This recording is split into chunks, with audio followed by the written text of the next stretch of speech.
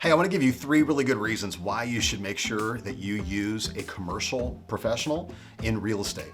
A lot of times there's licenses and there's a lot of real estate agents that are out there, but the reason why I'll always encourage you to use someone who specializes in commercial is for a few reasons. That's very different than people who specialize in residential. Number 1, it comes down to comps, comparables.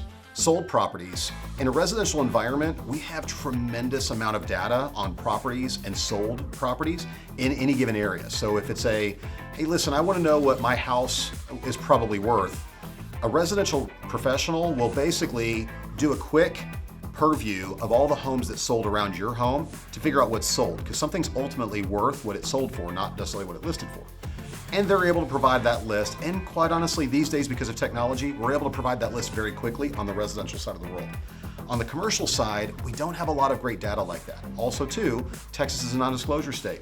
So even if you want to go pull deed records, for example, majority of all commercial real estate deeds are in the amount of $10.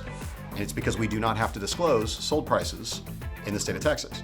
So because of that, we don't have a lot of good sold data to really pull from to give good comps. We have to do it the old-fashioned way. We call broker to broker, friends, find what properties we can, and overall, we evaluate the overall asset depending on what property type it is. So there's a lot more work that goes to involve when you're pulling comps specifically on the commercial side of things versus residential.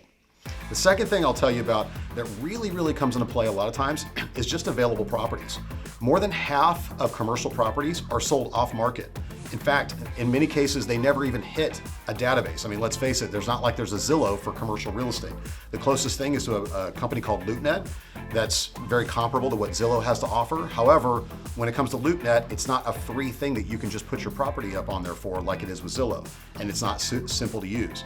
Most cases, we have to pay money to put properties onto LoopNet. So because of that, the available properties that are available online to search for is very different than residential, where by far the majority of all properties go online. For residential, it's not really the case in commercial. So working with a commercial broker that has a good relationship with other commercial brokers, we call each other and tell each other what we have to find something for any given property and any given client at the time that they're hunting for. The third thing I'll tell you about is really just the legal complications that come into play. So the legal implications on the commercial real estate side are super important, that you've got a great attorney in your back pocket to really help you what we call redline a contract. For example, in most cases, we're working with contract documents that were drafted by another attorney on behalf of maybe a landlord or the seller of a property. And for example, one of the last leases that I did was 46 pages long. So with that, we had to take that to an attorney and hire that attorney to go through and create notes, paragraph by paragraph by paragraph, to negotiate those items. On a standard commercial lease, if we use what we call a promulgated contract form, that form's only about 7 pages.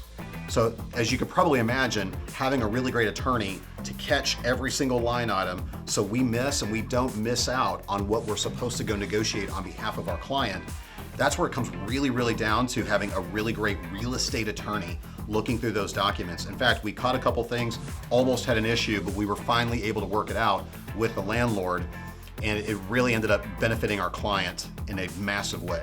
So make sure that you've got a really strong real estate attorney in your back pocket who really knows and has got your back on redlining documents for you. So that's just one example to keep in mind for future reference. Hope that helps.